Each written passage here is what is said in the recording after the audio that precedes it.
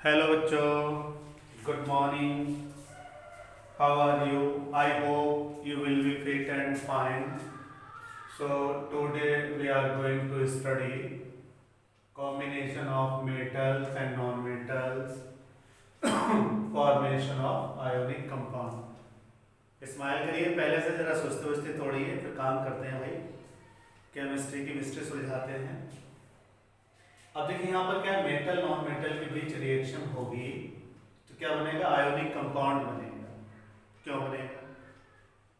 Metal की tendency क्या थी? इलेक्ट्रॉन देने की, राइट। नॉन मेटल की टेंडेंसी थी इलेक्ट्रॉन लेने की। क्यों? मेटल के लास्ट शेल यानी वैलेंसी शेल में क्या होंगे? 1, 2 और 3 इलेक्ट्रॉन्स, राइट। नॉन मेटल के आखिरी शेल में 5, 6 और 7 इलेक्ट्रॉन। तो इन सारे एलिमेंट की टेंडेंसी क्या होती है? अपने आखिरी शेल में 8 इलेक्ट्रॉन पूरे करने की कोशिश करते हैं। क्या कहते हैं हम उसको? You are right, octet rule. क्या? Octet rule. तो मेटल ने क्या बनाया? केटायन। नॉन मेटल क्या बनाएगा? अनायन।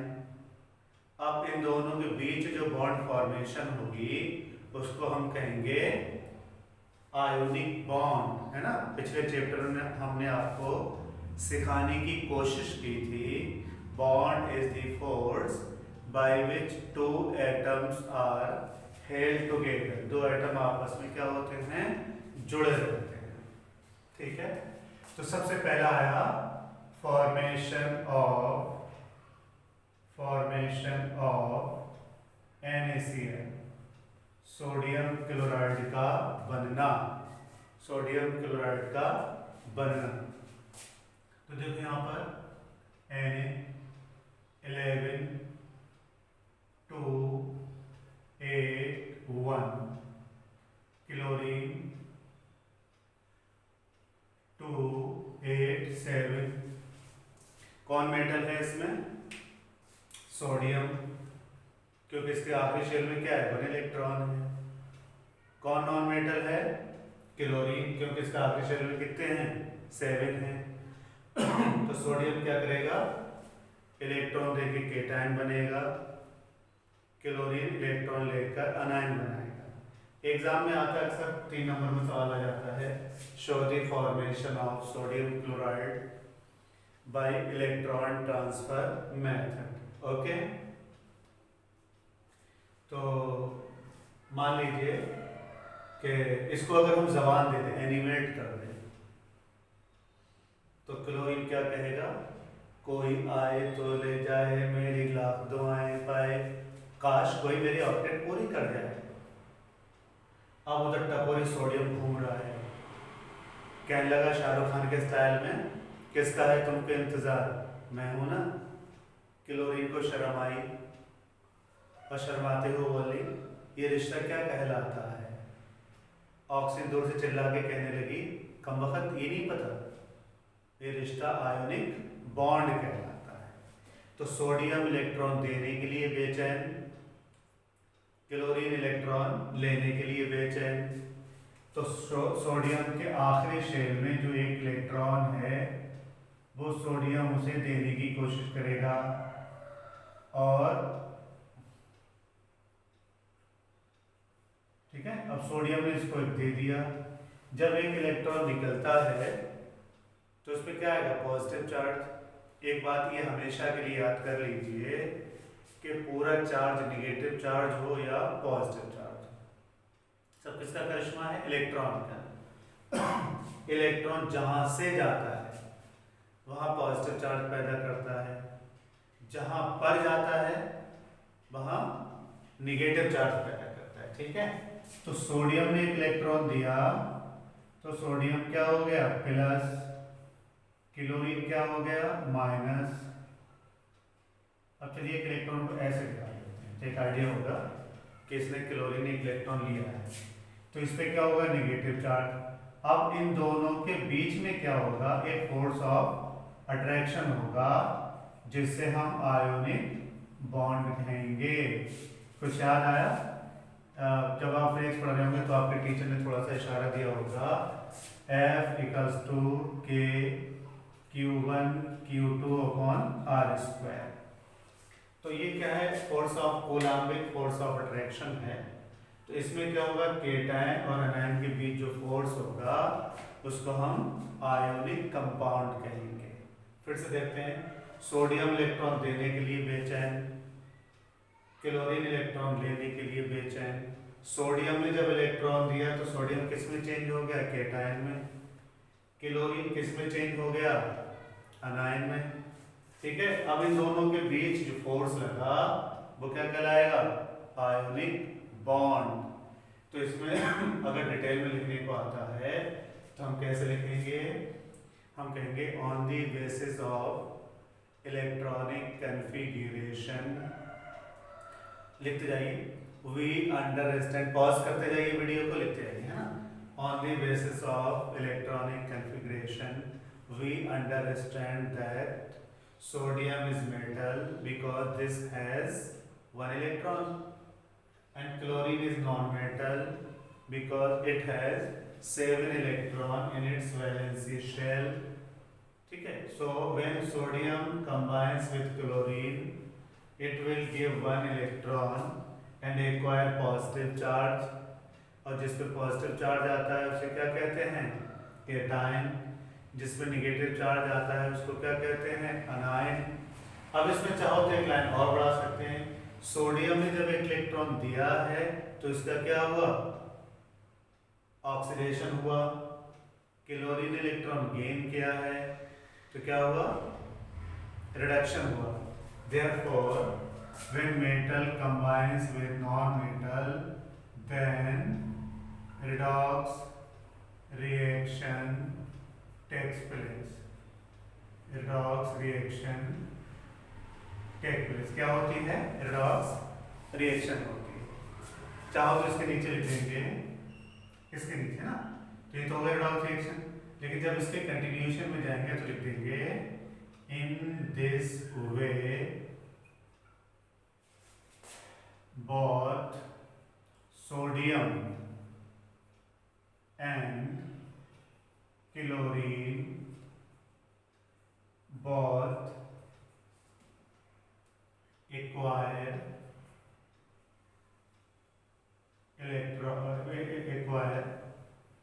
stable electronic configuration।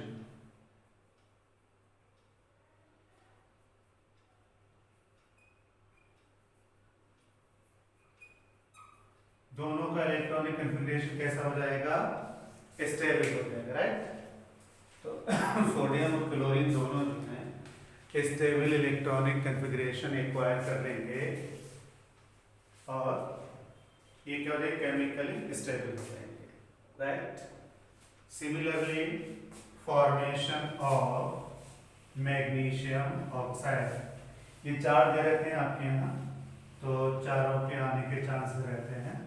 तो अब बात करेंगे फॉर्मेशन ऑफ मैग्नीशियम ऑक्साइड। तो शुरुआत वहीं से करेंगे जो हमने बताया था, magnesium atomic number 12 2A2, oxygen A2 and 6। अब फिर वही बात कहेंगे, on the basis of electronic configuration we understand that magnesium is metal oxygen is non-metal so during chemical combination magnesium will give 2 electron and oxygen will acquire them।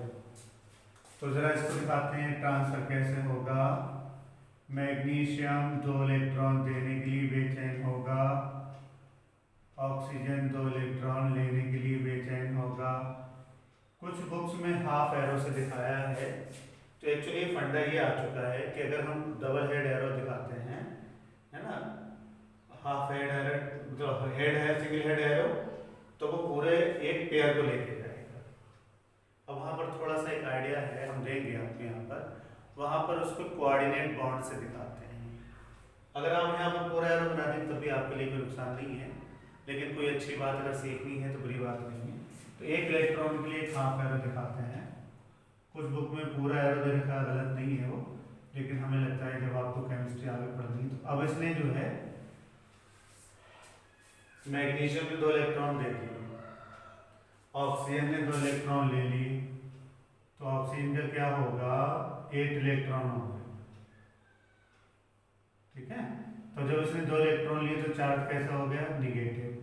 अब इनके बीच लगने वाला जो फोर्स ऑफ अट्रैक्शन है, इसको हम नाम दे देंगे आयोनिक बॉन्ड। तो क्या लिख देंगे नीचे, फिर से लिख देंगे इन दिस वे, जो पूरी बात लिखनी होगी 4 नंबर का सवाल आता है ये। In this way both magnesium and oxygen acquire stable electronic configuration, right. अगला है sodium oxide. Sodium oxide Na2O। Criss cross rule से हम फार्मूला लिखते हैं। आयोनिक कंपाउंड का फार्मूला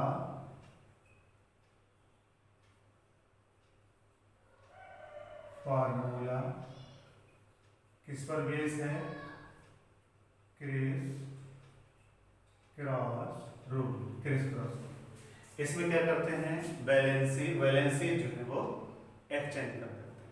आइए देखते ही बना कैसे होगा। अब सोडियम पे कितना चार्ज है, +1, ऑक्सीजन पे कितना है, -1। तो एक सिंपल तरीका ये भी है कि हम ये पता लगा लें कि -2 को न्यूट्रल करने के लिए +2 चाहिए, तो 2 सोडियम जोड़ दें। क्रिस क्रॉस कहता है कि हम सीधा सीधा वैलेंसीज एक्सचेंज करते हैं और जो सुपर स्क्रिप्ट में है उनको सब स्क्रिप्ट में ले आए। ठीक, दूसरा क्या करेंगे, चार्ज कैंसिल कर देंगे। तो अब क्या हुआ हमारा Na2।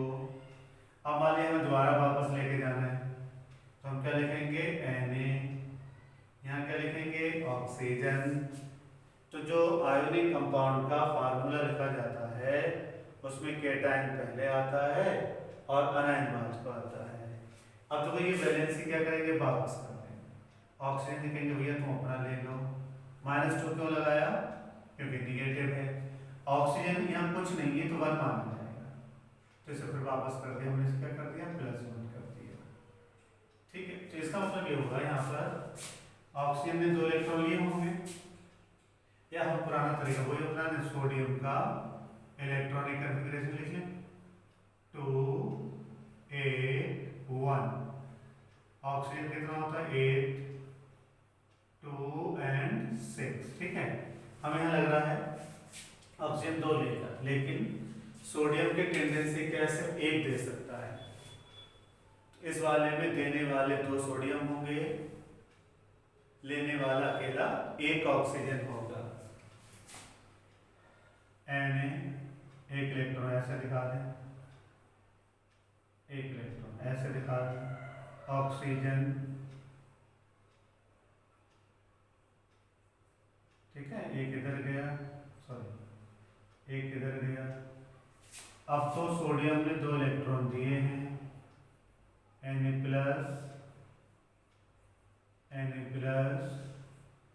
O2-। ठीक है, अब यहाँ पर 2 तरह की यहाँ पर फोर्स होंगे, 2 बॉन्ड बनेगा, तो हम इसको कहेंगे आयोनिक बॉन्ड। फिर से देखें, ऑक्सीजन पे कितना चार्ज आएगा, -2, यानी ऑक्सीजन अपनी ऑक्टेट पूरी करने के लिए 2 इलेक्ट्रॉन लेगा। ठीक है, अब सोडियम कितना है, 1 ही दे सकता है, तो ऑक्सीजन की वैलेंसी को पूरा करने के लिए 2 सोडियम इलेक्ट्रॉन देंगे। अच्छा, अब हम एक चीज और अपना सकते हैं, सोडियम +2 है, ऑक्सीजन -2 है, तो ये भी रूल है ओवरऑल मॉलिक्यूल क्या होना चाहिए, उस पर कोई नेट चार्ज नहीं होना चाहिए। तो इस केस में हमने देखा 2 सोडियम 2 इलेक्ट्रॉन लेंगे और एक अकेला ऑक्सीजन 2 इलेक्ट्रॉन को एक्सेप्ट कर लेगा, राइट। अगला एक और बचा है, वो भी बहुत इंपॉर्टेंट है, formation of magnesium chloride. Formation of magnesium chloride MgCl2। बताइए यहाँ पर मैग्नीशियम पे क्या चार्ज होगा? यस, +2 होगा। क्लोराइड पे क्या होगा? -1 होगा। क्लोरीन कहेंगे तो चार्ज नहीं आएगा। जब हम क्लोराइड कहते हैं, अनायन जब होता है तब उस पर चार्ज आता है। तो फिर से एक बार देखेंगे कि यहाँ पर Mg12 क्या होगा? 2A2, chlorine 2A7। देखना यहाँ पर, अब हम मैग्नीशियम अकेला 2 देने को तैयार है, लेकिन क्लोरीन की कैपेसिटी कितनी है? सिर्फ एक ले सकता है ना? तो एक मैग्नीशियम 2 क्लोरीन को दे, एक फूल 2 माली, एक फूल 2 माली, यानी ये 2 से रिश्ता बना ले। चल तू भी ले ले, तू भी ले ले, खुश रहो। खुश रहे तू सदा ना। तो नॉन मेटल है, मैं मेटल, तो इलेक्ट्रॉन लेगी, मैं इलेक्ट्रॉन दूंगा। ये रिश्ता क्या कहलाता है? अरे सर आप तो गाना गा रहे हैं। भाई गाना नहीं गा रहा हूँ, आजकल के बच्चे ये चाहते हैं कि थोड़ा सा हंसते हंसते केमिस्ट्री पढ़ लें तो मजा आएगा। अब तो बस में सेम ही है, तो एक इलेक्ट्रॉन डिंग डाउन किया, एक इलेक्ट्रॉन यहाँ डिंग डाउन किया। अब रिजल्ट क्या आया? मैग्नीशियम 2+ हो गया। यहाँ पर क्लोरीन -1 और क्लोरीन -1। एक बात और याद रखिए, इकट्ठा मत लिख देना। जैसे कुछ बच्चे क्या लिखते हैं Mg2+ और यहाँ 2Cl-, ये तरीका गलत हो जाएगा। हम लोग आगे सीखेंगे इसके क्रिस्टल में एक खास किस्म का अरेंजमेंट होता है, जिसका नाम ही दिया हमने क्रिस्टलाइन अरेंजमेंट, राइट। अब इसको जो नाम देंगे हम यहाँ पर,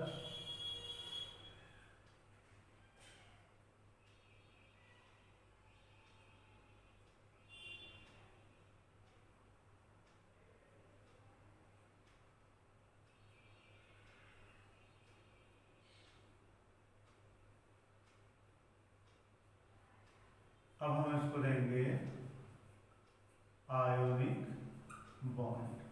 और याद रखिएगा जो बात मैंने कही थी, बार बार ये लिखना है।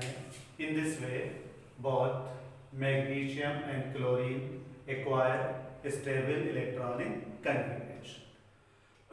Thank you very much. ये चारों बहुत अच्छे से प्रैक्टिस कर लेना, जो आपको आगे भी काम देने वाले हैं। चलिए एक बार बच्चों सब्सक्राइब कर ही दीजिए। प्लीज, मैं लोग कहते हैं कि कहते नहीं, मैं कह दे रहा हूँ, क्योंकि हमें लाइव भी आना है यूट्यूब पर। हम आप सबको अच्छे से पढ़ाने की कोशिश करेंगे। अभी के लिए माफ़ी, को गला खराब है इसलिए मैं तेज़ नहीं बोल रहा हूँ, तो आवाज़ में कोई गड़बड़ हो रही हो तो मुझे बता देना और दोबारा सुना। Thank you very much.